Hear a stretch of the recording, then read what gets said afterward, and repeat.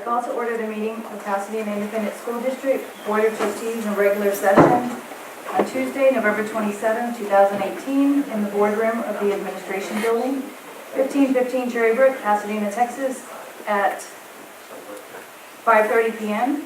Board members present are Mr. Marshall Kendrick, Mr. Jack Bailey, Mr. Fred Roberts, Mr. Kenny Fernandez, Mrs. Vicki Morgan, myself, Marisol Quijano. Board members absent, Mrs. Nelda Sullivan. Let the record indicate that a quorum of board members is present, that this meeting is duly called, and that a notice of this meeting was posted in accordance with the Texas Open Meetings Act, Texas Government Codes, Chapter 551. The invocation will be given by Mr. Roberts and the pledges by Mr. Kendrick. No, it's just very loud. Very loud? Yeah. I don't know. Can y'all pick anything up? It's right now. Oh, okay, the minutes. Okay, if I can get attention, I'd like to say a prayer for this facility here. But anyway, all right, dear Heavenly Father, you know what? Thank you for a wonderful day. I love this cool weather. It revigorates everybody. Thank you for the wisdom that our school district has and the areas in which it seems just to grow continually. Thank you for the health and wellness of our superintendent. She had a rough week last week, but she looks pretty good today. Of course, the lights are out. But thank you for everything you're doing for us. Thank you for the wisdom and the direction. Help our president of the school district here move us through on a prompt method, and we ask all these things in Jesus' name. Amen. Amen. Amen. Pledge allegiance To the flag of the United States of America, and to the republic for which it stands, one nation under God, indivisible, with liberty and justice for all. Texas flag. Honor the Texas flag. I pledge allegiance to thee, Texas, one state under God, one and indivisible. We should have had a light to shine on each one. Next time. Right here, Karen'd rather have her face. Somebody was calling. Just for the record, our silly conversation is that we have no electricity, and I was pointing at the recorder so that everybody would know where the recorder was in the room at the time. And so we will begin. We have a policy meeting. So Jody. I figured you'd say that. Yes. I'm sorry, I'm trying to. Good job, Julie. We're going to talk about policy. Oh, yes, I'm sorry. Let me real quick, let me read a note. Please note that the team building training that was posted on tonight's board meeting agenda is canceled and will be rescheduled at a later date in an effort to allow all required participants to attend. We will proceed with all other agenda items for tonight's meeting. Go ahead, Jody. Okay, so this policy update is a local policy update. It is, will affect policy CPC local, and it is merely changing the person responsible as the district's records management officer from one position within the district to another. Ms. Fuquay is retiring in December, and so effective in January of 2019, she and that position of Associate Superintendent for Accountability and Compliance will no longer be the appropriate person for that job, and it will be Ms. Joyce Boyd in her role. And so it's just switching those roles within our policy for that position. Any questions or any other information? It's just that single policy.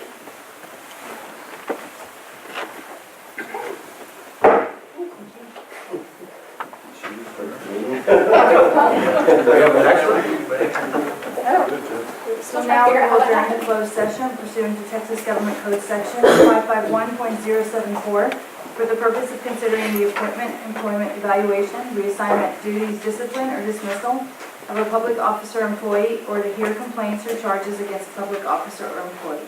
551.071 to consult with district attorneys concerning matters on which the attorney's duty to the district under the Code of Professional Responsibility clearly conflicts with the Texas Open Meetings Act when the district seeks the advice of its attorney about pending or contemplated litigation or a settlement offer. 551.072 for the purpose of discussing the purchase, exchange, lease, or real value or value of real property. We will reconvene in open session at 7 p.m. Thank you. have no electricity due to a light pole being hit in the area. So unfortunately, this is our light this evening. May it come back on. Yes, They hopefully said it 2 will. hours. But we ask for those of you that have to speak this evening, this is our recording device on the board table. So we ask that you please come close if you have to make some presentation this evening. So this evening we'll begin with a discussion of our state financial accountability rating for 2016-17. There's no microphone. So, there you go. Okay, since we have no power, I will be loud, even though I don't have the teacher voice, but I still We like ask to you to yell. come this way, Even please. closer. Okay. So I'll be brief, and that way if y'all have questions, you can ask that since we don't have power. What we are required to do by TDA is review our first report, which is our financial integrity report. This year, Pasadena ISD has a 98 for the 16th straight year as a superior achievement rating. This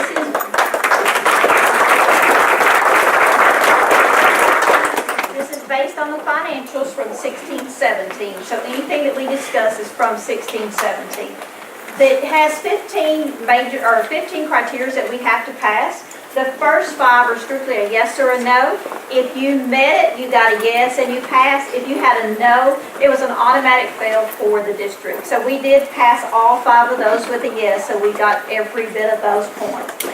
Starting from 6 to 15, it's based on different reasons and expenditures and revenue. And so for those expenses, like number 6 indicator, it's for cash equivalent, for investments, to make sure that we have enough cash in the bank to cover our operating expense. And so we did get a 10 points on that. I will mention that on our report, you will see that some of the dates changed as of November the 6th. That's when our first report came out the first time, we had an 80. And I quickly realized that they had missed some of our long-term investments. And so we wrote a letter as an appeal. Dr. Powell signed it, so we did get all of our points back. So we went from an 80 to a 98 on Friday the 6th is when we received that report back. And that's because we worked on it and we did an appeal, and we had to prove that you still have to follow the GFOA standards along with GAAP. And when you do cash and cash equivalents, you still have to pull out those long-term investments and include them. And they had pulled our long-term investments out of $55 million and didn't include it in the investment side. So we did a protest, we won our protest, and we did get the 98 on that. The only one that we missed 2 points on was indicator number 8. You have 2 ways to pass indicator number 8 with your points, and that's just strictly the long-term liabilities divided by your total assets, and you have to get it less than a 0.6, and we were at a 1, or you can have it by the student growth for 5 years. Our student growth for 5 years was a 0.7, so we were very close. So that's one of the things that we look at. It's just getting really hard on the first report because of the way TEA has changed it. Next year it'll even be stronger on what is going on. So we'll even see lower scores for all the major districts in our area because TEA is making it more difficult on things that we have to record. And so that's one of the things that we can pride ourselves on, though, is we keep our ratio for our function 41, which is the administration staff. We keep it to a very low minimum amount because we want all of our funding going to the students because that's what we're here for. That's what's important. And so we are really low on that side. So our ratio is a 0.05 for the percent that we use for our administrative costs. And we're quite a bit lower than anybody else in our area because that's what we're striving to do, is to maintain that relationship and to provide as much service and funding that we can for our students. Some of the important things that, even though it's not part of the grading system that we like to look at, is just some of our other operations. We look to see, are we meeting what needs to happen as far as our financials? So we want to see, is there any way that we can produce more revenue? So we look at those things and we try to think of how can we make it better? Because our goal, of course, is to make sure our students get everything possible. And so those are the things that we're looking at. One of the things that we also talk about is our financial strength. Our financial strength, because of the board passed a resolution that we'll keep 12.5% of our fund balance, and we do maintain that above it. And so we watch our fund balance to make sure that we're growing that fund balance at the same time. This year, we're going to estimate that we're going to put 34 million in. As soon as the audit's finalized, we'll have that number, but as it sits right now, we're going to add 34 million to fund balance when we close this year. And we had estimated in the beginning that we weren't going to have, we were going to have a deficit fund balance. And then when we got the ran numbers, we thought it'd be 29 million. It is up to 34 million. And that's because we keep. Yeah, that is.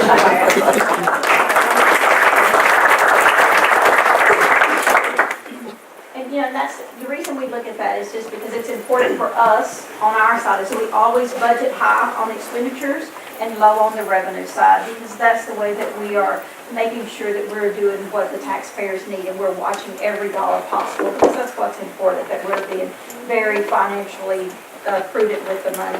One of the things we look at on operating costs, for our district budget, we do 88% of our district budget is for salaries. We do another 5% for electricity, and 2% is coming for our property insurance.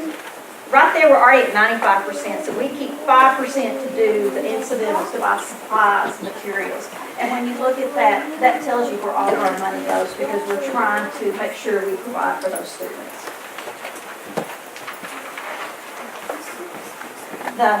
We also look at our tax collections, and right now we're sitting at 97.54% for the year that we were talking about on the audit. And so that is one thing that we always have to look at to see where we're going with our collections. We look at our cash management, and that's our investment piece of it. We, with a savings of 500 million, we don't want to just leave it in the pools where it's not making a lot of interest, so we try to invest it in commercial paper, we invest it in CDs, any place that we can get a higher rate of return, because the more interest we make brings in more revenue to the district, which gives us the more opportunity to spend it on the expenses. And so we really watch our securities to make sure that we're buying and selling that makes it where we're going to make more money. So, and then we start, of course, our budget. We usually start the stuff in December. And what we look at to start with is we pull the salaries, and then we're looking to see what did we have in the prior year. So we've started that process to make sure that we're looking at everything to address all the needs. We look to see where is the funding coming from for each position. Can we move something to add extra money to the local side? So we will go through a very thorough process of how everything is funded, where the money comes from. And then we're going to look to see, is there a possible way that we can miss revenue so we can increase that side of our revenue, so that gives us more money for expenses. And then the last thing I'd like to recognize is the staff that's in finance. They've done a wonderful job. We have gotten awards after awards, and I couldn't commend them enough for all the hard work that they've done and the due diligence in making sure that we are at one of the top districts around. Now, the next thing is we're required to have superintendent's contract, so you'll see all the original contract and the two that are amended. And then the last part is we're required to put in here the expenses that each board member has used for the year, and so that is the last page. So I'm here for questions. If anyone has any questions, I'd be happy to answer them.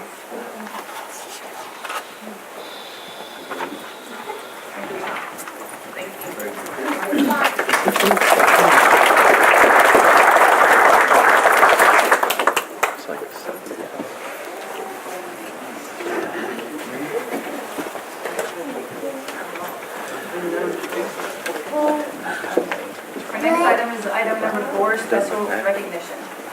All right, board members, I guess I don't need that. We're very excited tonight to recognize students who are being recognized by College Board. We had over 350 Pasadena ISD students recognized for their outstanding scholastic recognition or achievement. Again, they've been recognized as either commended scholars in the National Merit Scholarship Program and the National Hispanic Scholars Program. And these students are the highest scoring students in our district on the 2018 PSAT exam.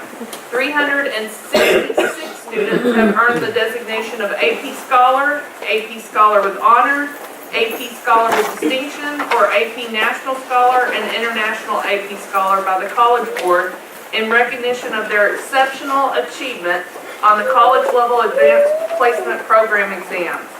So we can't recognize 366 tonight, but we want to honor the scholars with honor, distinction, and national distinctions. So we're going to have a representative from each high school introduce their school's honorees, and we're going to start with CTHS. Jansen Bozon is our first student, AP Scholar with honor. Jansen is a senior and is in the audio-video productions pathway at CTHS. Jansen has always pushed himself by excelling in advanced academic classes while participating in extracurricular activities such as environmental club and visual and performing arts club, as well as being an active member at his church, St. Dominic Catholic Church. Jansen has received numerous academic awards throughout his high school career, including academic excellence and being named Audio-Video Production Sophomore of the Year. Jansen plans to attend the University of Houston after he graduates. Stephanie DeLuna, AP Scholar with honor. Stephanie is a senior at CTHS and in the Veterinary Assistant Program. She has continued to maintain an academic schedule while being involved with Kennel Club activities, National Honor Society, COSA, and Key Club. Stephanie is currently Vice President of the Kennel Club and Historian of the National Honor Society. In her spare time, Stephanie volunteers with her family in various donation drives. Stephanie plans to attend Texas A&M University after she graduates. Justine Wan, AP Scholar with honor. Justine is in the Certified Nursing Assistant pathway and a senior at CTHS. She is a current member of the National Honor Society and COSA. Justine has always challenged herself by enrolling in multiple advanced academic courses throughout her high school career. Justine is also an active volunteer in various medical settings to allow her passion for medicine and helping others shine through. Justine has been accepted to Texas A&M University, Texarkana. Jesus Rodriguez Martinez, AP Scholar with Distinction, National Hispanic Scholar. Jesus is a senior in our welding program at CTHS. He has completed his combo welding certification through a partnership with San Jacinto College. Jesus has continually shown his academic achievements by being inducted into the National Honor Society and earning academic excellence awards. Jesus has been accepted and plans to attend the prestigious Texas A&M University College of Engineering upon graduation. Rudy Villatoro, AP Scholar with Distinction. Rudy is in the Engineering and Robotics pathway and a senior at CTHS. Rudy has challenged himself by taking advanced academic courses while balancing activities such as academic decathlon, soccer, and chess. He is also an active member of the National Honor Society and earned multiple academic excellence awards throughout high school. Rudy is a finalist for the Questbridge National College Match. He also has applied to both Texas A&M University and the University of Texas. Would the families of these students please stand and be recognized?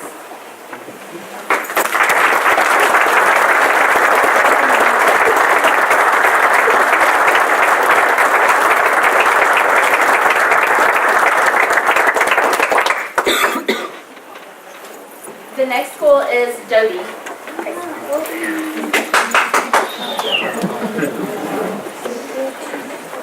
Good evening.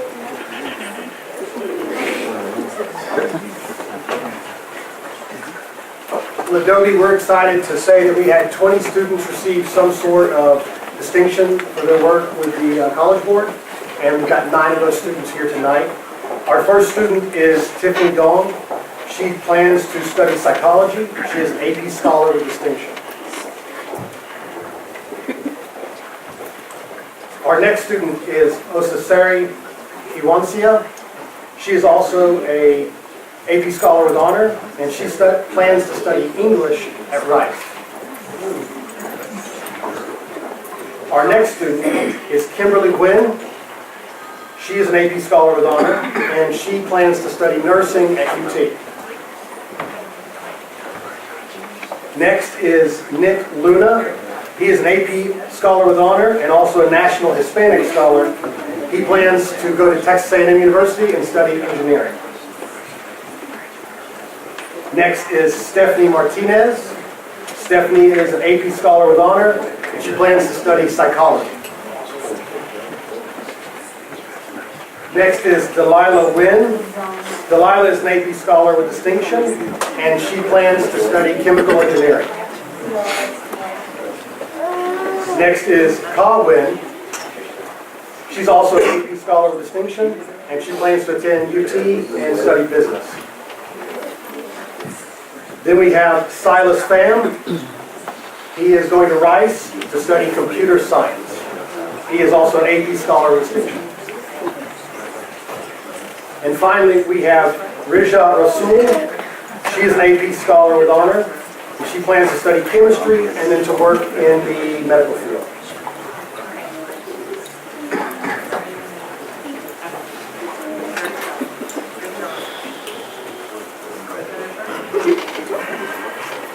And if I could have any parents of these students, please stand to be recognized.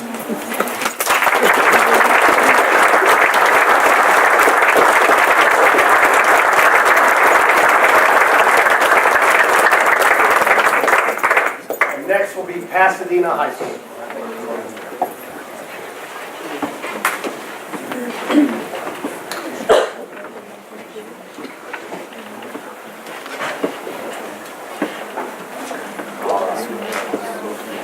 Steve Barton, Assistant Principal of Pasadena High School. We have two students that we would like to recognize. The first is David Holm, AP Scholar with Honor. He will be attending the University of Chicago, majoring in mathematics and also theoretical physics, on his way to becoming either a microbiologist or a physicist. David recently found out that he maxed out the math portion of the SAT and missed a perfect score by only 5 questions in the verbal.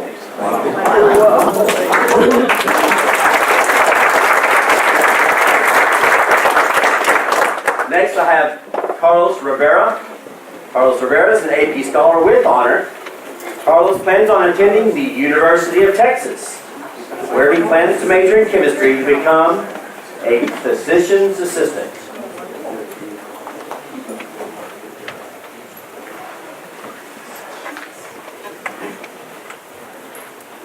And at this time, I'd like all the parents and family members of both these students, if you could stand and be recognized.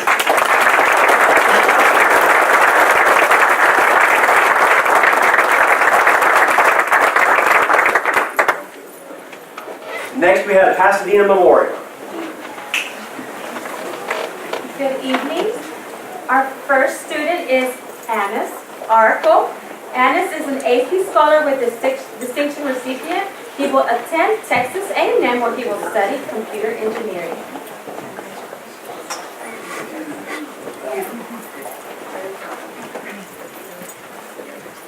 Our next student is Emma Curran. Emma's an AP Scholar with distinction and a National Hispanic Scholar recipient.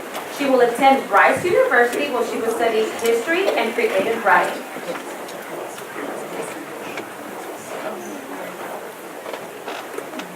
Our next student is Stephanie Mendoza.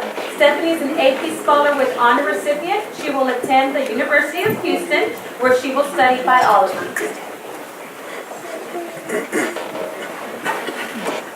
Our next student is Luis Perez. Luis is an AP Scholar with Honor recipient. He will attend MIT where he will study engineering.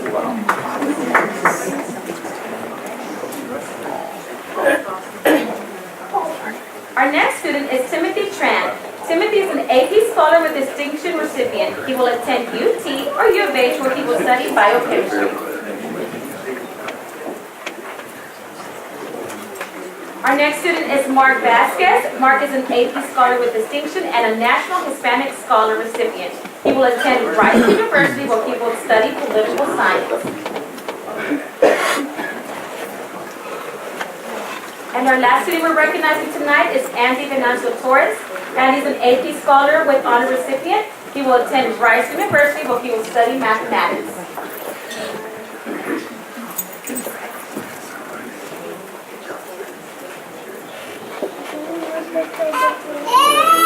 And at this time, we would like for all of our parents to stand, please. We know our students cannot do this without all of your support, so our Pasadena Memorial parents, please stand.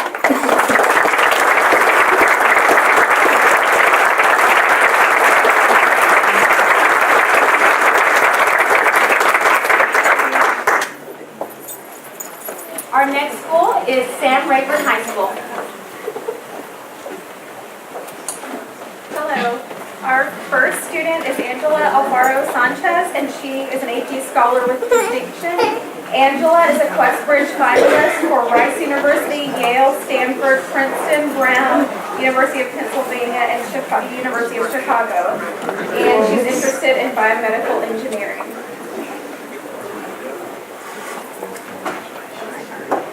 Up next is Isabella Camarillo, who is an AP Scholar with distinction and a National Hispanic Scholar. Isabella is also a Questbridge finalist for Princeton and Rice, and she is the Vice President of the National Honor Society and interested in majoring in biological sciences. Up next is Charles Dial, and Charles is an AP Scholar with distinction. Charles is a very talented member of our Rayburn band, and he made a perfect math SAT score and a close to perfect SAT score. And his top choice is Rice University to major in astrophysics. Up next is one of our juniors, Daniela Hernandez. Daniela is an AP Scholar with honor, and she's interested in environmental science. She is on our volleyball team and an active member in theater and DECA.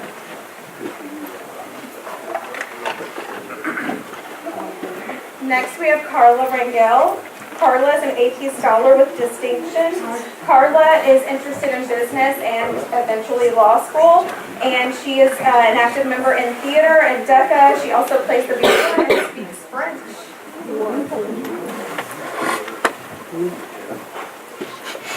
And next we have Melanie Velasquez.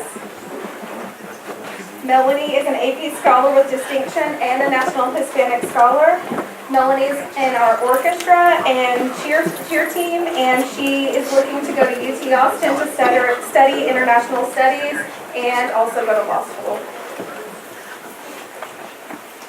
And we have two students who couldn't make it tonight, Melissa Sosa and Ismael Diaz. And we'd also like to thank the Rayburn parents for all the hard work you put into these students, so please stand to be recognized.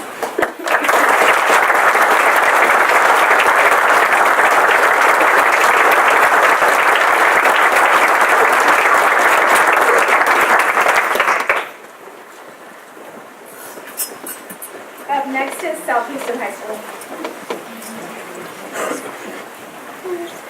Good evening. South Houston had 3 students being honored this evening. The first one is Julio Cesar Perez. Julio is an AP Scholar with distinction, National Hispanic Scholar.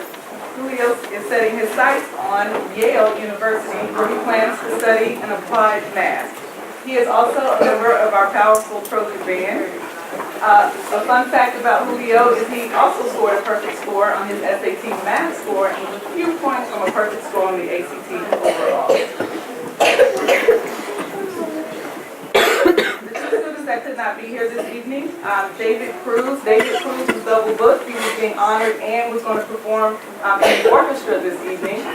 But when he heard that the power was out and the orchestra wasn't performing, he logically deduced that he did not need to be here. How's that for a smart guy? He has a major in business administration, and again, he's a part of our awesome orchestra. Also absent today is Diana Rosales. She plans to major in neuroscience and biochemistry. If the parents of Julio Perez will please stand. There we are.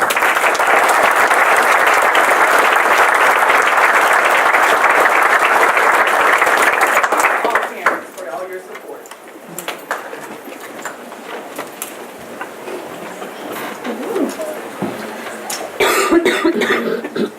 Well, that was a first to do it in the dark, so they can remember that when they head off to do great things. That's all of the special recognition we have for tonight. The parents would like to look out now if you'd like to. This would be a great time. You want to look out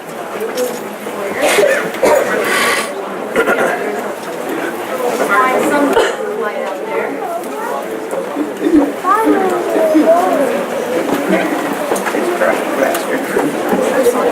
It's not matching. Bad luck.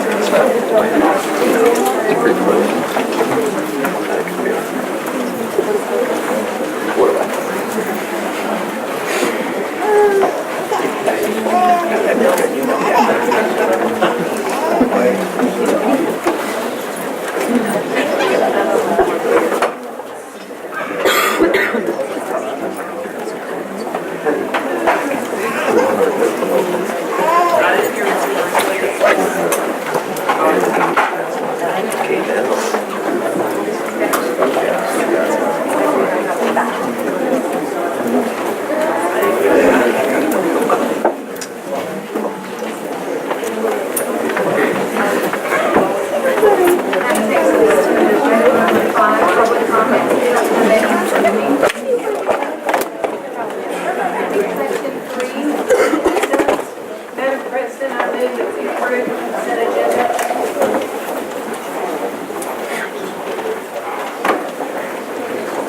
have a motion by Ms. Morgan, a second by Mr. Kendrick. Any discussion? All in favor? Any opposed? Motion carries. Section 4, I have a note on the personnel section that we're moving item number 3 first. So I have item 3, consideration and possible approval of the reclassification of Executive Director of Business Services A06 to Director of Budget A06. Oh, I'm sorry. I will read it. Consideration and possible approval of the reclassification of Executive Director of Business Services A06 to Director of Budget A05.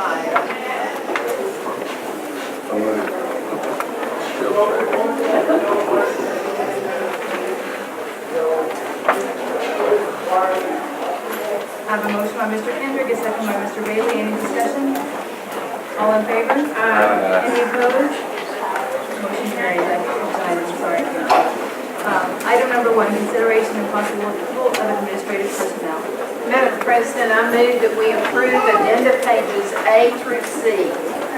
Second. Motion by Ms. Morgan, a second by Mr. Roberts. All in favor? I'm sorry, any discussion? All in favor? Any opposed? Motion carries. Ms. Morgan? Yes, I'd like to introduce these that we just acted on. Is Juana Garza here? Yes. Juana, hi. Juana has been named counselor at Millstead Middle School. We congratulate you in your new position.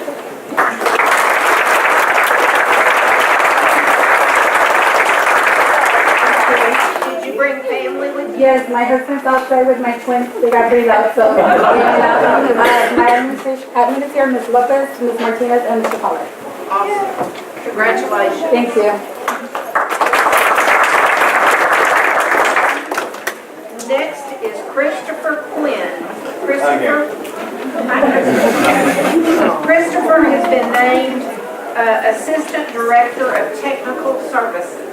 We certainly wish you well in your new position. Thank you. And I see you have family with you. Will you? I do. I have my youngest daughter Lily, my wife Rima is here, and my son Simon and daughter Chloe. Congratulations.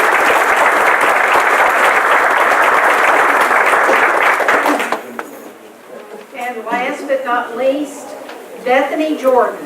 Is Bethany here? Yes. Bethany has been named Director of Budget, so we moved that position, that number 3, so that we can approve your position. And we certainly congratulate you in your new position. Did you bring family with you? Yes, I did. I have my husband Jeff, my mother Beverly, my daughter Maggie, my niece Tamara, my sister Dolores, my nephew Aaron, and then my 2 grandchildren, Odin and Audrey. Awesome.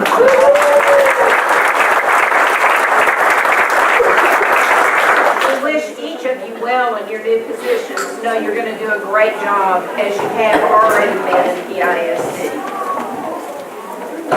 Thank you. Congratulations once again to all of you. That brings us to item number 2, consideration and possible approval of medical stop loss coverage self-funded health plan CSP number 17003. So moved. Second. I have a motion by Ms. Morgan, a second by Mr. Fernandez. Any discussion? All in favor? Aye. Any opposed? Oh, I'm sorry. I did. Go ahead. Go ahead. No, go ahead. This is a single year bid that we had? Yes, it is, for single year, yes, Is that what we normally do? yes. Any other discussion? I know we had some questions earlier about it today, but this is obviously good insurance to have. We had a $2.3 million claim last week alone.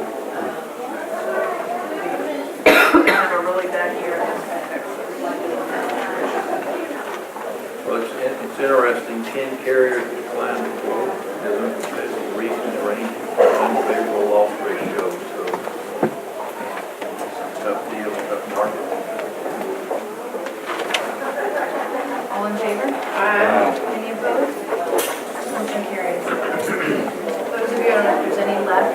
here to support any personnel that would like to leave at this time. You're welcome to do so.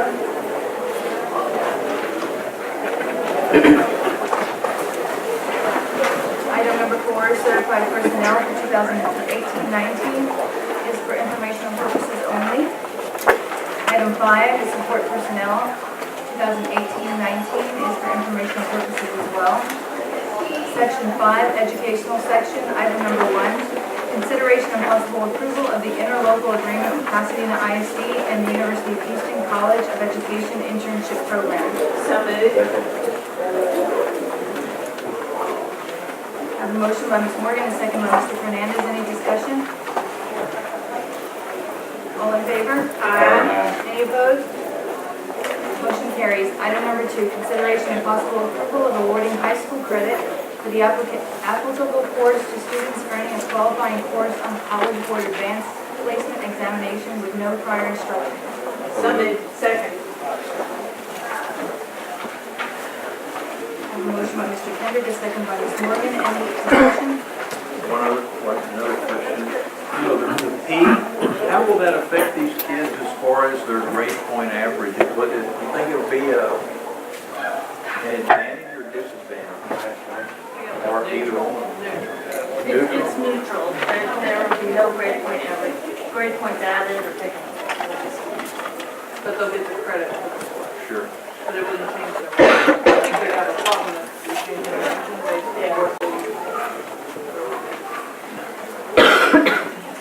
But they're confident. Yeah, that's the, having trouble with that. It seems like it would have an effect. If they get no, they won't get any grade points for it. So I have a 4.0, I get the credit for this course, there's no grade point, so by 4.0. They'll be on my transcript as credit, but it won't have any GPA weights. I trust you. Thank you. Yeah. That's true for some of the Even in the virtual dark. school classes. That's dangerous. All in favor? Aye. Any opposed? Motion carries. Item number 3, consideration and possible approval of the campus improvement plan for the 2018-19 school year. So moved. A motion by Ms. Morgan, a second by Mr. Fernandez. Discussion, Mr. Roberts. Didn't any board members used to serve on this? They still do on DEC, but this is actually their campus improvement plan. So, you know, I used to get, remember, stacks and stacks of hard copies, and now we have them on jump drives and on software, but DEC, there's a board member that serves for the purpose of when we do the student code of conduct, dress code, and those types of things. But these site-based decision-making committees have representatives that go into the board. All in favor? Aye. Any opposed? Motion carries. Item number 4, consideration and possible approval of the district improvement plan for the 2018-19 school year. So moved. I have a motion by Ms. Morgan, a second by Mr. Kendrick. Any discussion? All in favor? Aye. Any opposed? Motion carries. Item number 5 is for informational purposes only. We have a presentation on bilingual and English as a second language ESL program evaluation for 2017. You do have a handout because you won't have the PowerPoint. So Ms. Susie Cutler will be presenting for us. All right, good evening, everybody. I'm going to go ahead and share with you then our program evaluation from this past year. This summer, the state decided to now require that all the districts in Texas conduct an evaluation of their program and then also be able to present it to the board. And so I'll be short and share these highlights with you. That's what we want to do today. And as Dr. Paul mentioned, you have the PowerPoint in your board packet as well as the entire report if you feel like doing some midnight reading. On the second slide, what you're able to see here is just a breakdown as far as demographics of who are our English learners in Pasadena ISD. So you can note that last year we had 15,644 English learners in the district. Of those 15,000 plus students, you'll note that 61% of our English learners were in a bilingual education program. Okay, so that would be anywhere from pre-K through 6. And then from there, you'll note that we had our next highest population of students are in our ESL program, which is our English as a second language. And so here we would have speakers of other languages besides Spanish. And then after they leave 6th grade and move to intermediate, all of our ELLs then become ESL learners in that program. You'll also note that we do have a percentage of 4.3% that are in our dual language program. And of course, this is the program where we teach English speakers and Spanish speakers simultaneously in order for them to each learn each other's language and be proficient.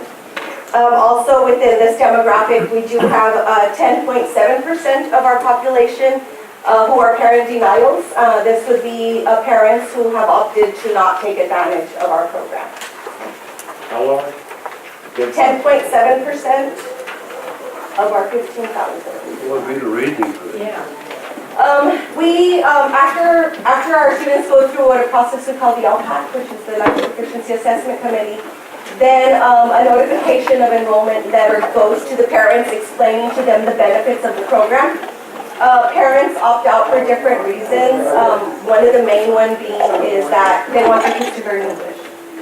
Not really understanding that our program, our goal is for them to learn English.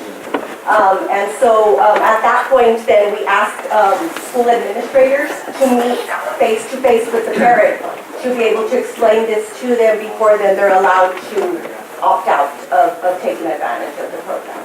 Isn't that more first generation type of situation where new parents to this country really want their kids to learn English so they pop out?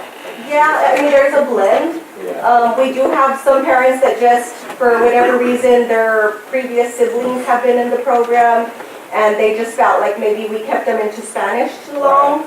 So that's where the importance of communication with the schools, that the schools go ahead and make it clear that the goal is English. We're just helping them via their first language to build that bridge to English. How many languages are spoken in Pasadena ISD?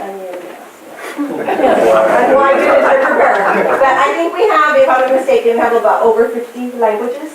Of course, after Spanish, the next prominent language is Vietnamese. Okay. Can you list all of them? No, but I can send you a report. That'll be on my Okay, so on the next slide, we'll want to get to our highlights. So these are some of the successes that we want to share with you in regards to our STAR assessments. What we're celebrating is that last year for 3rd grade, in both English and Spanish STAR, our students for reading and math outperformed the all students category. They also, our English learners outperformed all other students in the all category for 4th grade Spanish reading and writing, as well as 4th grade English math. So that was a good celebration for our English learners in elementary. And then we also wanted to celebrate that from our dual language population, we had a 100% passing rate for the different subject areas that are listed, 4th grade and 8th grade reading, 8th grade science, 8th grade social studies, and in our end of course exams at high school, biology, algebra, and U.S. history. 100% of our students passed that. The other point I wanted to make on this is that for 8th grade science and social studies, as well as biology in 9th grade, our students are taught throughout the year in Spanish, yet they take the test in English, and at 100% we're able to pass that. So that transfer really happens. Next, on the next slide, we wanted to celebrate then our PBMAS report, which is our performance-based monitoring. This comes from the state every year for our federal programs. Of course, the bilingual ESL being one of them. The state acknowledged our growth as far as STAR performance in reading for our bilingual students. For our English learners who are not served, meaning those that the parents opted out, that group of population is still monitored. and they did make good gains for science. And then also for biology end of course, we really made some good gains in that area as well. So the state acknowledged us with that, with those three areas. Also important to note that this year we moved from a stage 2 intervention to a stage 1. So this past year, now our rating for this year is a stage 1. Our goal is 0. And so of course we're one step closer to that. And so we continuously will keep working towards that. Also then noting that on the next slide, what we wanted to share with you as well is that as soon as our students are able to show that they are academically being successful in English and attaining the English language, we're able to reclassify them out of the program and then they become monitor students and then right into regular classes. You'll note that we exited 1,400 kids last year. From there, in 4th grade was where we had the most students exit. We had over 500 kids exit there. So that really aligns with our model of our continuum of instruction to be able to show that it's working. Okay, our program is working. And then lastly, we just wanted to celebrate and share that none of this happens by chance. We do have an extensive amount of professional development that happens in the district. By our instructional specialists, by EL coaches out at the schools, our SIOP facilitators, who are able then to provide a plethora of professional development to our teachers, as well as our paraprofessionals. And we're also targeting our regular ed content area teachers because with over 15,000 English learners in our classrooms, our ELLs are going to appear in their classes and we need teachers to be prepared to work with them successfully. Okay. And so really in closing then, I just want to thank you all, the board, for your continuous support of the district bilingual program, as well as our district leaders, and always being open to ways and opportunities to help our English learners be successful. Okay. Thank you for Any that other? job. Yeah. What's that? Thank you for a great job. Oh, thank you. Thank you. Okay. Well, thanks, Barb.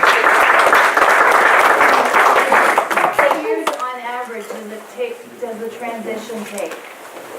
So the transition, it's kind of, transition really starts from day 1 in pre-K, because beginning in pre-K, Obviously, the younger the better, right? yeah, starting in pre-K, they're starting to learn English. We're building that language along the way.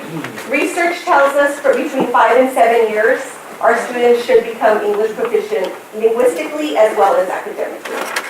So seeing that we're exiting the majority of our kids in 4th grade, if they started in PK or K, it's between 5 and 6 years. So That's what grade model shows that. yeah, yes. Wonderful. So the kids that, or the parents that opt out of this, do you monitor those as well? Yes, and that was mentioned in one of the slides where we, the state, looks at that. So of course, anything that we know we're going to be reported on by the state, we always are monitoring and taking those students into consideration. So how long does it take for them to be proficient or out of that? We, in looking at different data, we see that of course our bilingual kids our kids that go through our bilingual program seem to exit and do better than this other group. But it just varies. A lot of it depends on how much English or support they're getting at the home without the program. I will say that one of the things that we track is our top 10% at all of the high schools each year. And being that we've had some complications with Skyward this year, haven't done last year, but the previous year, we have like between 30 and 60% of our kids that are graduating in the top 10% from our high schools that have gone through one of our programs. And even after that, we have a lot of our valedictorians from each of our 5 high schools 2 years ago had gone through our bilingual program. So I think that, it's really, we're doing what research says is best for our kids, and we're seeing the successes. Let me just add on the parent denials.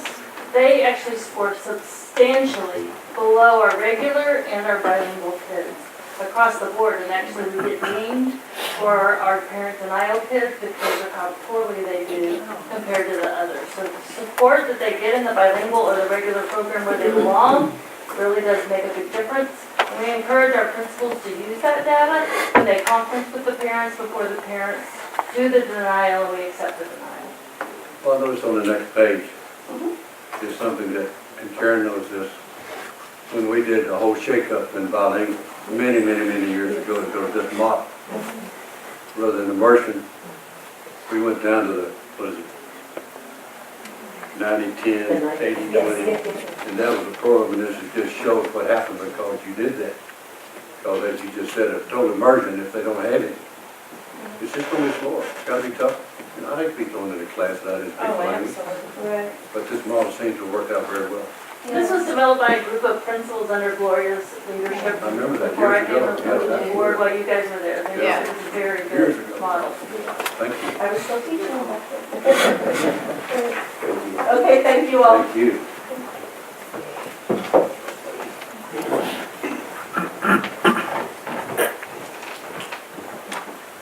And quite frankly, I mean, the parents don't understand the consequences. And they have no idea. You know, what's gonna happen to their kids if they don't get the help that they need. Proof's in the pudding, didn't it? Item number 6, consideration and possible approval of the donation of instructional materials currently under adoption. So moved. Second. A motion by Mrs. Morgan, a second by Mr. Bailey. All in favor, I'm sorry, any discussion? I had a question. Sure. How were they going to choose the organizations for the donations? Well, we have discussed Rotary International as well as private schools in the area offering our materials to them. So those would be given priority at this time. All in favor? Any opposed? Motion carries. Item number 7, consideration and possible approval of the Environmental Defense Fund, EDF, grant award in the amount of $22,200 and the approval of the corresponding EDF grant agreement. So moved. Second. A motion by Mrs. Morgan, a second by Mr. Roberts. Any discussion? All in favor? Any opposed? Motion carries. Item number 8, consideration and possible approval for the Pasadena Memorial Sidekicks, the Pasadena Memorial High School Orchestra, and Pasadena Memorial Choir students to travel to and perform in New York City. November 21st and 25th,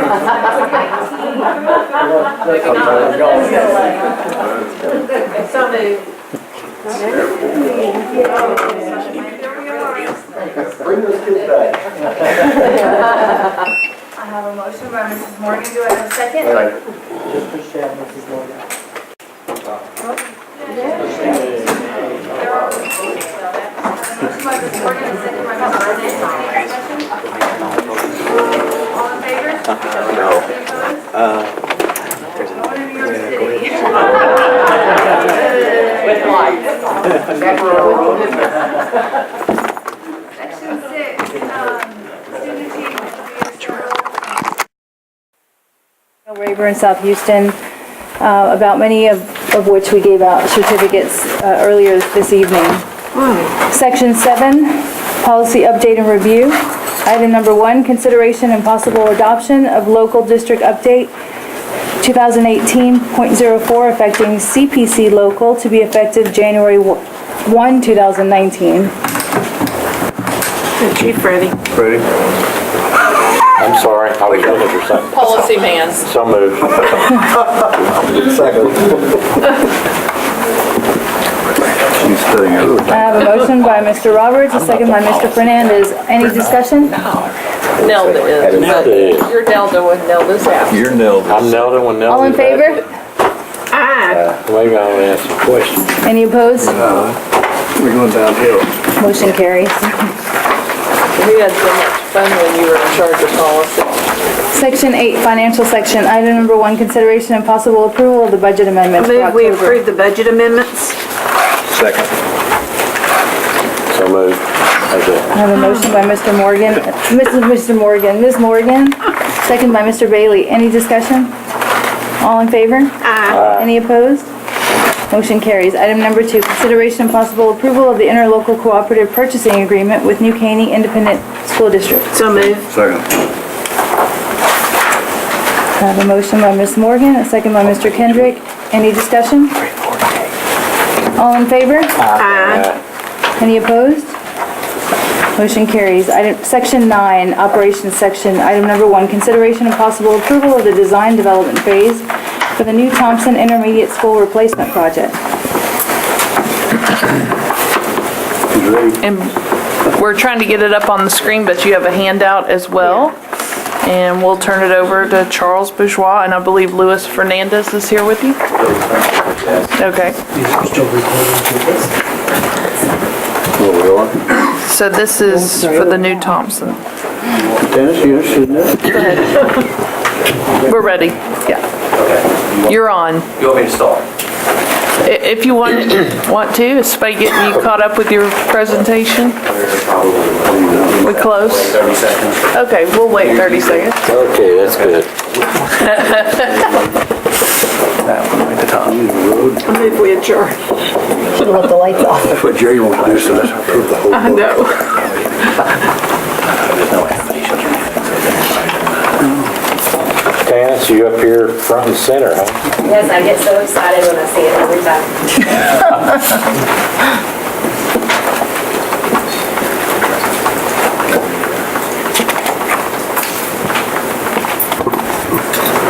Now we need to take it. Yeah. You know, we're taking away from the amount of time you have with your presentation. That's fine, I'm already relieved because you look far less sinister and full of light. That flashlight on your chest. He was doing this earlier.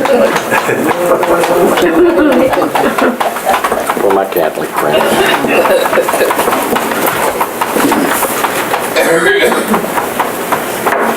Okay, here we go. Maybe not. When's this thing supposed to be finished? You know, I've been telling everybody different years. I had to tell a whole group that I told them the wrong years. Fall of 2021. 21. I told one group 2020 and I had to backtrack and tell them I was wrong. These all seem so futuristic to me when we start talking about Yeah. how far out. No, once. Going 2019. Yes. Yeah, I know. Go back. All right. So we're on. So as always, we appreciate the opportunity to be here tonight, and I have to start, and I don't know if there's a microphone I'm supposed to be speaking into, I have to start by thanking everybody in the district. It's been a big help to us, obviously, Alita Harrell with the district, and of course from facilities, Kevin Fornoff and Shauna Gagno, project manager, and of course, as y'all have pointed out, Ms. Griffin and her whole staff. They've been kind enough to let us camp in their library for a few days to help finish up and work with the staff on what we're planning for.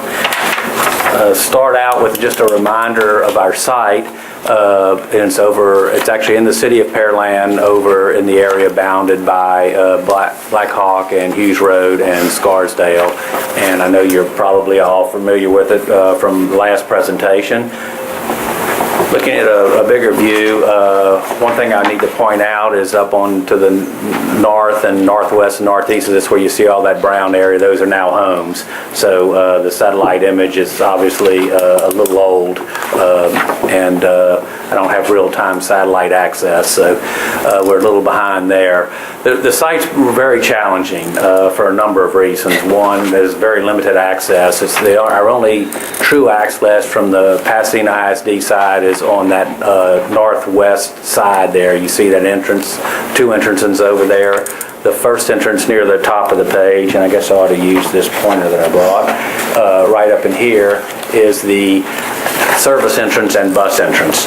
The buses and service vehicles drive up here, the service yards in that area, and all the buses will park here for entrance there.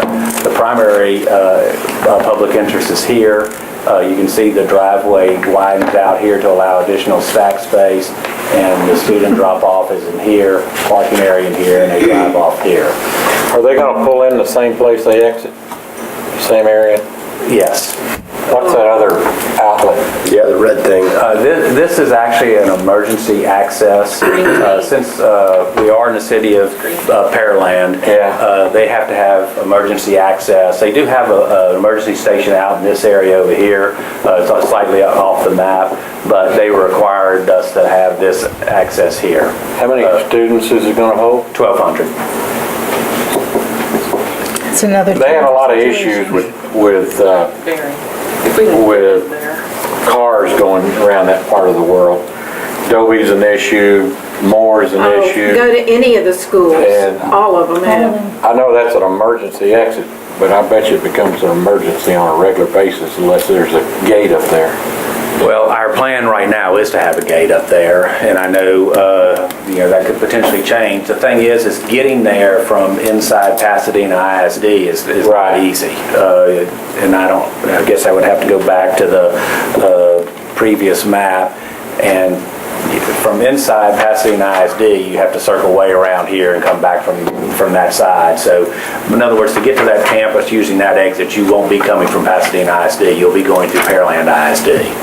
Well, don't we do that already, picking up kids going to school? Or we did for a period of time. We'd have to drive to Green Tea and pick them up over in the other. We have 2 blocks in Green Tea, so we cut through Green Tea and pick up 2 blocks of kids, and then we also come down Pearland Parkway and pick up in those neighborhoods, Highland Meadows, Highland Meadows, several of those neighborhoods, in those Beazer homes. There's 2 neighborhoods that we have to cut off of Pearland Parkway. Buses come off of there. But this is going to be tricky because this is Riverstone Ranch, and it's going to be very neighborhoodish with that building down there. Yeah. Is the emergency exit, street Wellborn? It's Weldon? What's that? Wexford, yeah, Wexford, I'm sorry. Okay, just for y'all's, but it cuts It's just a consideration that I think, depending on, one of the issues we're going to have there is that right now there's an easement that we're going to have to either negotiate or otherwise acquire, because they have a 1-foot wide easement, the purpose of which is to prevent people from cutting a road through there. So we still have to work that out, and depending on what is negotiated and worked out with that, we may or may not have the ability to use it for regular access. So that actually goes into Green Tea? Yes, it does. and I don't, there's not a road right now, it's a dead end, it's like a gate right now. Right, you turn off of this is the street here, and you turn up and it dead ends around right there. And there's one Turner has a gate? right there. And it opens and closes on the weekends and at night. Yeah.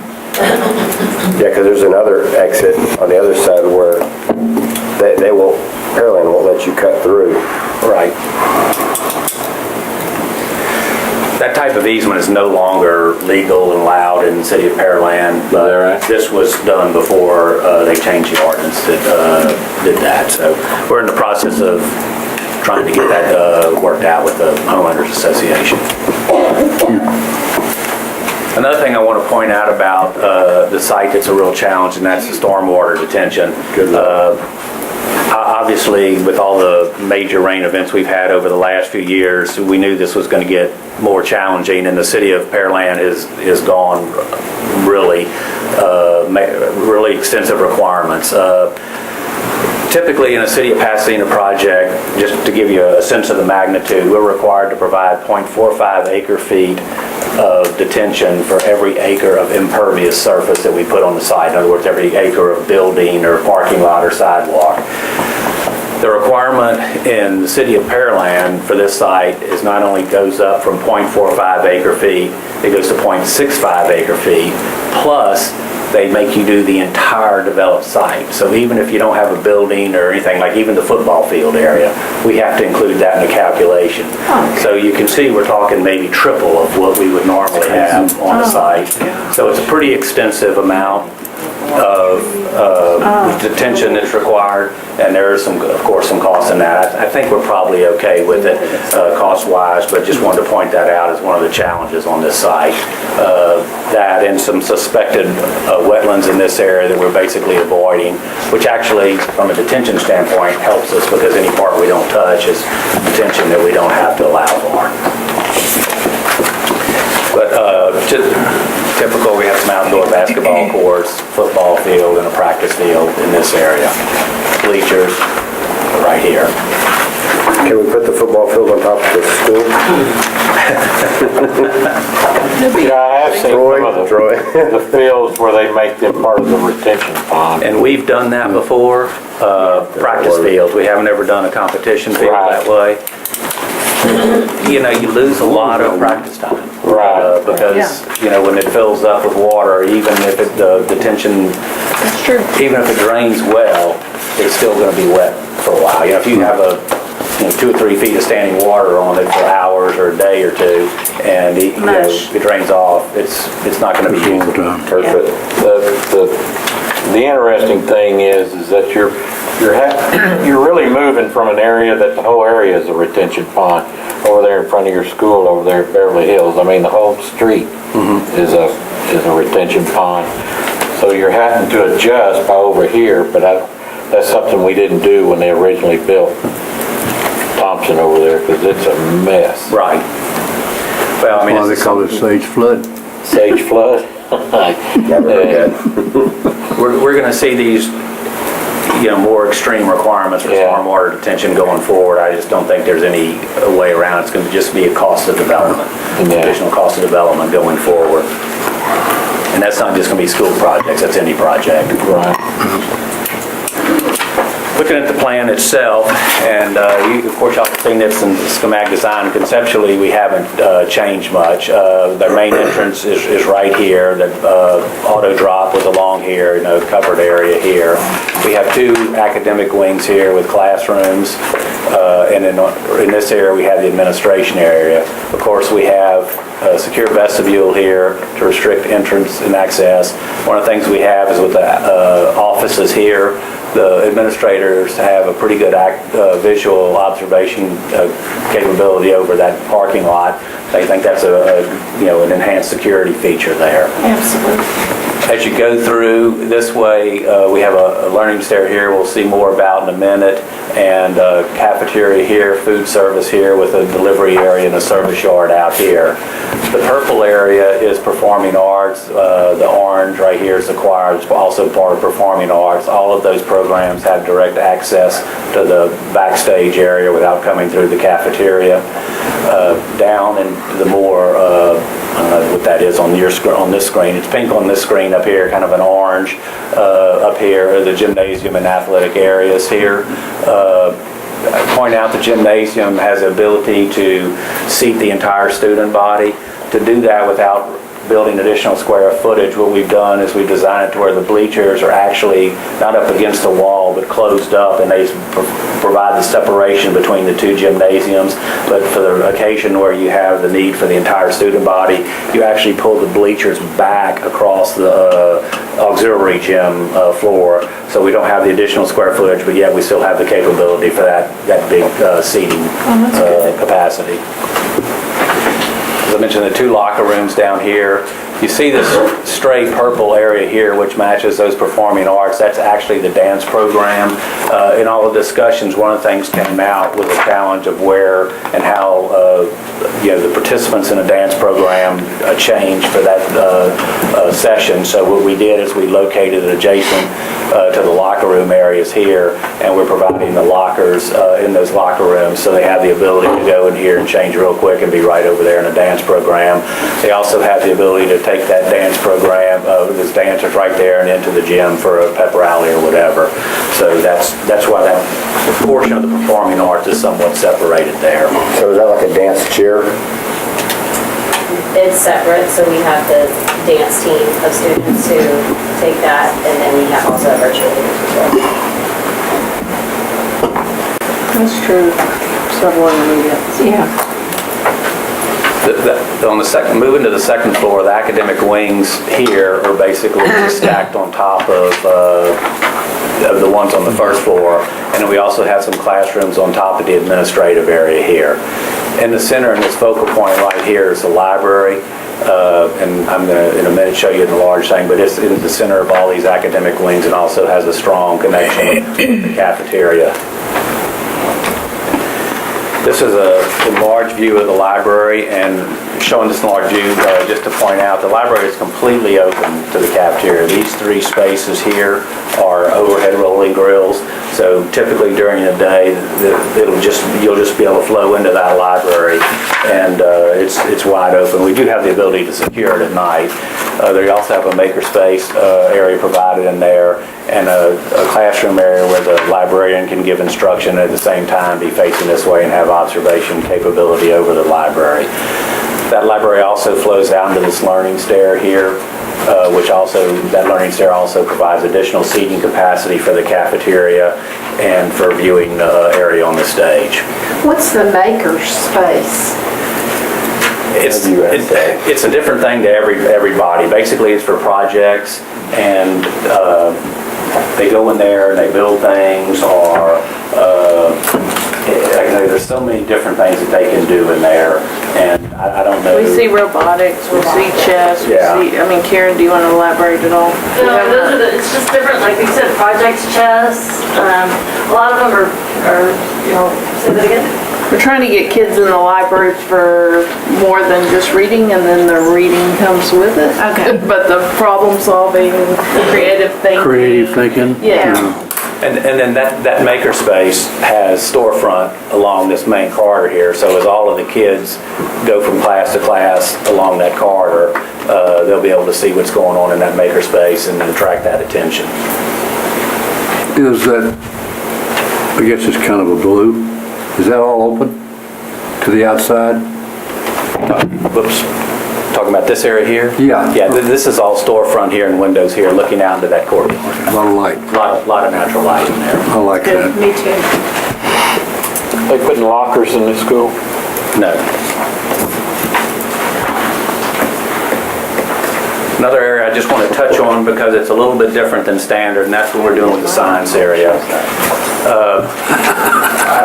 Not a history lesson, but I know all of you have been through the thing where we all, back in my day, we went to a science classroom, we went across the hall or something to do our experiments, and then we expanded that and we had combination labs, all which were very expensive and probably overbuilt since we weren't using labs constantly. Plus that setup didn't really accommodate the breakout groups and the individual project learning. So what we've done is we've combined each pair of classrooms into like a suite that has a common laboratory space in the center, but also each classroom has an individual lab station where they can do the individual group projects, small group projects within the lab, or excuse me, within the classroom without going into the lab.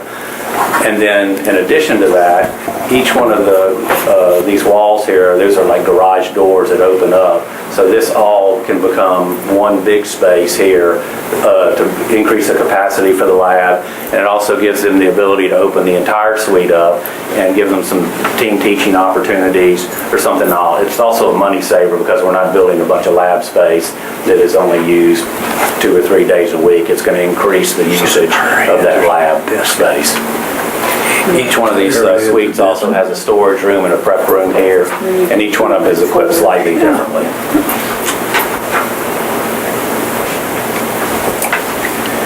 As far as the exterior of the building, this is a view from afar, looking from the parking lot. This is a little bit closer view here. You can see we have a stone area above that administration area where the classrooms are, and then metal panels above the entrance here, and then brick here.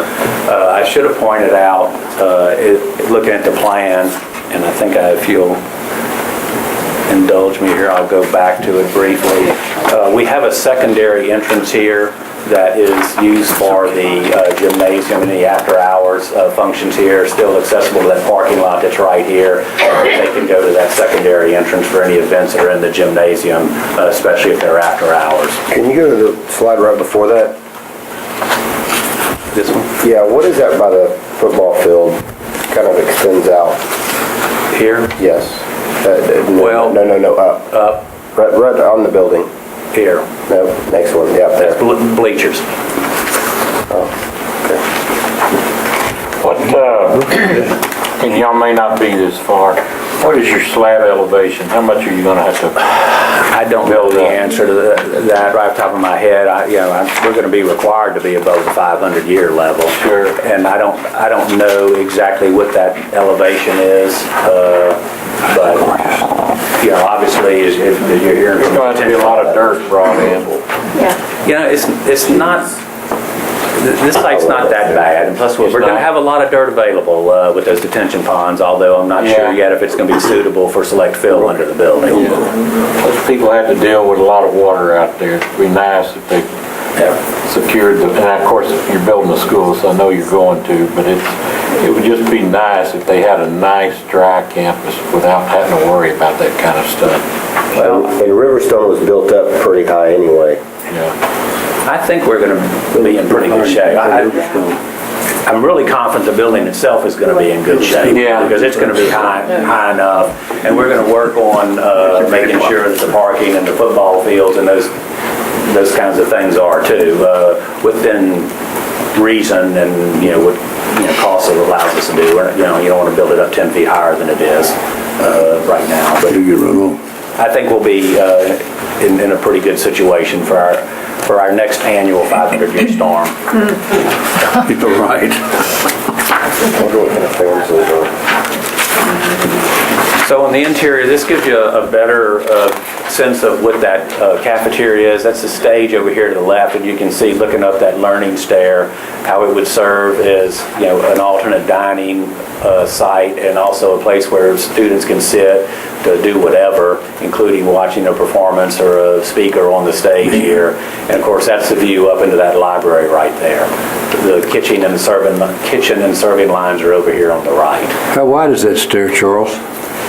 It flares, and Louise helped me with this. It's about 12 feet at the top and about 20 feet at the bottom. Yeah, that's what it looks like. Right. Where y'all put in the faculty and administrative facilities at, restroom facilities? I know Dobie's is right behind there. Well, we have, I'll go back to, and the reason I'm saying that, these people here probably know what I'm fixing to say. I believe these administrators, they're staying longer hours, they're working longer hours. They need facilities with shower facilities in them, or whatever type of facilities. I didn't know if y'all had the nerve to put that in there or not. Somebody's going to someday. well, it's not a lack of nerve, it's a lack of, it just wasn't programmed that way. Okay, I'll accept that. We're happy to put them in. The restrooms themselves are right here. These are restrooms that serve this administration area. They also serve the gym for adults, viewers after hours for the gymnasium right there, so we're doing double duty. But Tannis is going to have to walk down to the dressing room. Yeah. it's a pretty... Yeah, the only problem with that, though, you get blamed for something you didn't do just because you walked into there when somebody else wasn't there.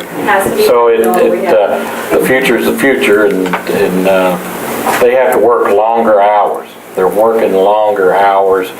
They're being asked to do more and more and more and more. And I just think it's a consideration. I think you give them a reason to stay, Fred. Well, I don't have to give them a reason to stay. They have to anyway. That's somebody else. They get to. I just think it's the future. Well, I mean... Actually, it's today. It's not the future. Nobody's doing it. If that's what we want to do, we're happy to add showers in the administrative area. So. Who said no over there? I did. Yeah, she doesn't know. Put some showers and stuff in there. Don't take the word of one. Are we going to take 2 votes at the end of this? This is the view from those learning stairs back. You can see back here the windows that look out towards where the buses drop the students off, and of course the stage here, and again the kitchen over to this side. Moving on to the schedule, as I mentioned, we're on pace for opening in August of 2021. We'll be back here to hopefully to award a construction contract in August of 2019. allowing 21 months for May 2021 finish. I think the 21 months is fairly generous, given, reasonable conditions, and but I don't anticipate any problems with the schedule at this time. Have y'all worked on a budget yet on this thing? As a matter of fact, we have. Next page. The budget for the project was $37.5 million, and that was based on 178, approximately, it's right at $178,500 actually, at $210 a square foot. We're about 2% over on square footage right now. I'm not overly concerned with that overage, with that budget, but we are still working to shave some of that off. Does that 37 million, is that with a buffer? Because what I've seen all the years I've been here is we start out with this number and we go to this number. So does this 37 kind of have a buffer in it? I might pass off the overall project budgeting to Kevin if he doesn't mind, but I will say that there are some other numbers that were originally, like for instance, cabling. Yeah. Not including that budget, but we're going to move into the construction budget. Right. So that actual construction cost will go up some. I don't have that exact number off the top of my head right now. But as far as the overall project contingency, to be honest with you, I haven't focused on that. Yeah. But I don't. And that's fine. It's just that it would be nice for one of these projects to come in at the cost, and sometimes you have to, for a lack of terms, you have to pad the end of it, and then if you get to take some off, it's great, but if you don't, it's Well, I'd like to say we've had a pretty good success on coming in budget. Not perfect, but of course we're going to be trying to do that again on this one. We'll just call it to find more money. And do what? We'll just get called to find more money.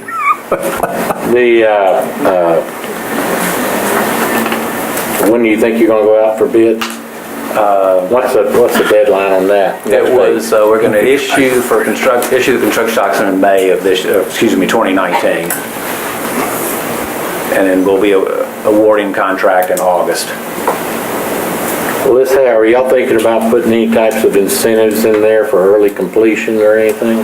We've talked about it. In fact, the facilities department conducted a series of lessons learned type sessions the other way that included not just us, but all of the architects working in the district, and of course the different engineers and representatives from maintenance and all. And we've talked about a number of different options for that. I'm not sure that incentives is the way to go, and I think there are some legal minefields with that in school projects. Not that they can't be navigated, but I don't think we've made a definitive decision on that yet. Let me say there hasn't been a definitive decision made on that yet. I know we have also talked about different grading schedules that make the contractors less likely to, I'll just say it, lie about their completion time to get a higher score on the contract award. We're trying to disincentivize that. I know it's one of the things we've talked about, and to help us with the scheduling. And some other things too we've talked about. And these are just the ideas we've thrown out. I'm not saying any of these have been adopted, but one thing we talked about, I believe, was requiring these contractors to have an assistant superintendent on the job. And even though for every year of construction that might add $100,000, or plus or minus, I think some of the feeling is, I know this is just something we're still tossing around, it's not definitive, that might help some of these contractors, because obviously if it's in a bid situation, they're bidding it with bare bones staff, and I think sometimes that traps them as far as their efficiency on site. The superintendent has so much paperwork to do, he never gets out of the trailer, and that ends up causing everybody problems during the course of the job and towards the end of the job. So I know as a construction team and a facilities team, we're looking at some different options to help alleviate some of these things, these problems that we seem to consistently run in. And I don't feel like it's Pasadena ISD only that's running into these. This is a industry-wide problem. It's happening in every school district we're working in. If you give them 2.5 years to build a 12-month project. You know, the last day before school, you're still painting. Sure. And so we're working on some things to help us on that. Yeah. But it is an industry-wide problem. And I can only encourage, years ago, we used to do a grading system, and I don't know if we still do that or not, do we? Well, sometimes that thing's horrible. And I've seen, I can name the schools, but I won't. And that we went through the grading system, and one in particular where we talked about, and the thing that pushed him over the top was the amount of money that company had, because they were an international company. But it was a horrible experience for this school district, and I can think of two right now that I'm thinking about it.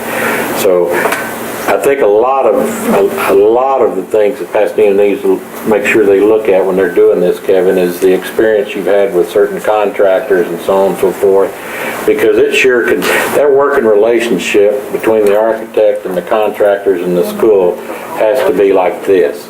And if it's not, and if you're heading for the courthouse the first day, you're already behind the 8 ball.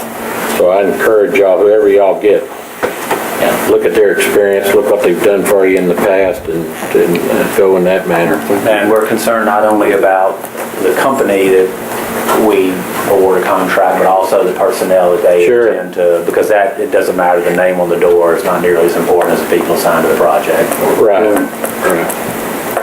But I think that we're aware of that because, you know, we, Deanne and Kevin and the whole staff has gotten together when we were choosing architects to make sure that, you know, we were choosing people that we could work with, that we knew had produced a quality project. So, you know, funny thing I'm talking about, there was a short period of time there that we just went out there and just like a scatter shotgun, if you were if you met this criteria, you were in. And it really come back to bite us in the foot. So it's cyclical too, because I mean, if times are good, then contractors have plenty of work, the prices go up, labor's even shorter than it is, and of course there's the labor shortage, as you well know, that's exacerbated by, the good times that is a general rule we're all enjoying. You see that changing in next 18 months? No. I don't either with the projects going around here now, especially in the Houston area. If you look at, just in just in November, and district's not too far from here, Fort Bend passed a $992 million bond, Alvin passed a $480 million bond, and there are others, and there's more coming in May. Spring Branch. Yeah. Spring Branch was $800 million a year ago. You're competing for labor for everybody else too. Yeah, and HISD's talking about possibly in May of this year, those guys another will get $1 billion. Where those guys will get the money? Million. How are they going to pass it with their mess they've got? Get your check up No right. problem. Yeah, I don't have any confidence in have giving them that $1 billion. But Charlie, if you're going to build a project like this today, what do you figure it costs a square foot? Well, I think we're going to be right around $200 a square foot. Today? Today. I think, Pasadena has always had, some good requirements and standards that keep us in line. And so, that helps. Shauna keeps us in line especially. We've always built nice, clean schools. Yeah. They're extremely nice. They're very occupant friendly, but we don't put a lot of fluff on them. And I'll be truthful with you, I'm proud of that fact that our schools don't look like universities, and so they shouldn't be designed that way. Put the money where you need it. And that's back for the students and so on. Make it comfortable for them. Make it where it's a lovely place to go and a nice place to learn. But you don't need to give an 8th grader a university experience. And so We've never done that. I'm done. You well done? I still want showers for the administrator. I'm done. Thank you. Yes. Thank you. Thank you, George. Do I have a motion? I move that we approve the, Second. whatever. Whatever it was. All in favor? Any opposed? Motion carries. Thank you, Charles. Yes, thank you, Charles, good job.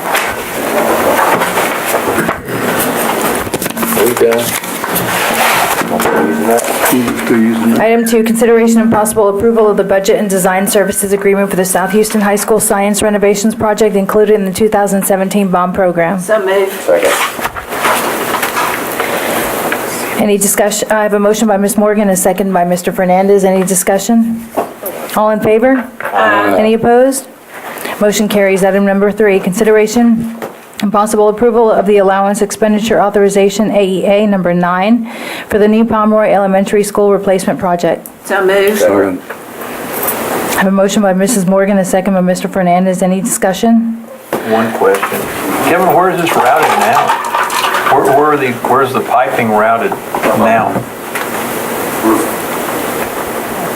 Okay, so was this an oversight when we built the school, or what's changed since then that we need to We actually, already? we chose to move it up there because there was so much conflict with the MEP and the structure. It was going to be a lot easier access for maintenance to have it up on the roof instead of in the ceiling space. So I guess we'll learn from that, huh? Yes. Okay, thanks. All in favor? Any opposed? Motion carries. Item number 4, consideration and possible approval of the authorization for the superintendent to sign an extended term commercial electricity service agreement with Direct Energy Business LLC. So moved. Second. I have a motion by Mrs. Morgan, a second by Mr. Kendrick. Any discussion? All in favor? Any opposed? Motion carries. Item number 5, consideration and possible approval for the sale of the road easement and unobstructed visibility easement for the Harris County Pasadena Boulevard widening project. So moved. Second. I have a motion by Mrs. Morgan, a second by Mr. Fernandez. Any discussion? I apologize, I have another question. Are these net numbers? I didn't quite understand. Brown and Root gave us a bid on moving the infrastructure and stuff. So we expect a net $163,000? Correct. Yeah. And who's going to do all the moving the infrastructure then? We're going to be responsible for it. That's why we had it priced out by Brown and Root, just to make sure. What do we think that's going to cost? It's going to be less. Something above that, huh? It's going to be, well, it's going to cost us less to do it ourselves. They gave us fair, reasonable amount for the marquee sign. The only thing that we disagreed on was the value of the trees. So we went back and forth on that. We've been kind of going back and forth since July on the pricing, and they finally said But then they were going to go to eminent domain. this is our so we final said, offer. okay. It's going to go to eminent domain. We'll take it. I read that part. Yeah. But it'll cost us less. But this is our net number then, is what we think. Yes. All right. We'll give you the trees. All in favor? Any opposed? Motion carries. Section 10, construction update. Anyone has any questions on it? What is, and maybe I missed this, but what is the plans for the Old Beverly Hills? Old Thompson, excuse me. Well, we discussed at a previous board meeting that we're still evaluating the different programs, but we've had several special programs, virtual school. We've discussed professional development, so it would be more less specialized programs that we would use there, so that if we ever got displaced again, it wouldn't be as a huge a disruption as what we experienced with the current Thompson. You know, my concern is, like I said, whatever that street is you're on. Sage Down. Yeah, Sage Down is the lake, and it has been for years and years, and it's only gotten worse and worse and worse and worse. So, I think, but you said we're doing some kind of study or something? We are. We're looking at various programs, even programs that we have outside the district, whether or not it would be beneficial to bring those back to the district, what the cost savings would be. Right now, anything related to reducing cost and increasing revenue is on the table. And so we're discussing those options. I just hate to, and this is just me thinking, I just hate to use good money chasing bad. If the future shows that that area is gonna sink, and it seems to be, maybe it's a good parking lot. Any of these new programs they're doing on all this drainage gonna help? Billions of dollars they're talking about. When they came this summer to I don't know what Thompson to and met with us, they said it would, so they're in the process, they're hitting that area first. Y'all have got some construction not too far down from the school where they're putting in some new drainage, so we'll be able to see if we have that annual flood Charles talked about. How many times has that school flooded? As far as the degree to which you saw, never before. But there's been times where the water got very close, is that right? Dr. Stallings, you were principal there. That neighborhood floods, but never what we experienced. Well, you don't get 50 inches in 24 hours very often either. Yeah. You know, the subsidence out in that area has been, they are running the water off better, but the subsidence is staying up. You're right, yeah. And so my only concern is We had a one, scare that this summer. Is, July 4th was yeah, one. I mean, you had to put the thing back together because you had nowhere else to go. Right. But it would be a shame to spend a lot more money on a lot more other things. I don't know if you can sell that And I don't think property that's the plan, but we did put some money in to a certain degree to get them back in, and it's pretty, right? Put lipstick on it. So we would figure out whether it would be a benefit to utilize those for some programs that might not be as disruptive if we had to move them elsewhere in the future. But we're still looking at that, and we'll bring back a plan for you in plenty of time before our new start date of 2021. Section 11, miscellaneous section, item number 1, communications, we don't have any at this time. Item 2, public comments, no additional at this time. Item number 3, our next board meeting will be Tuesday, January 22nd, 2019. That's the next regular. Yes, regular. Do I have a motion? So moved. Second.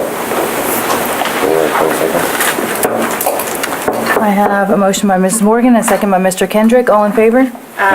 Any opposed?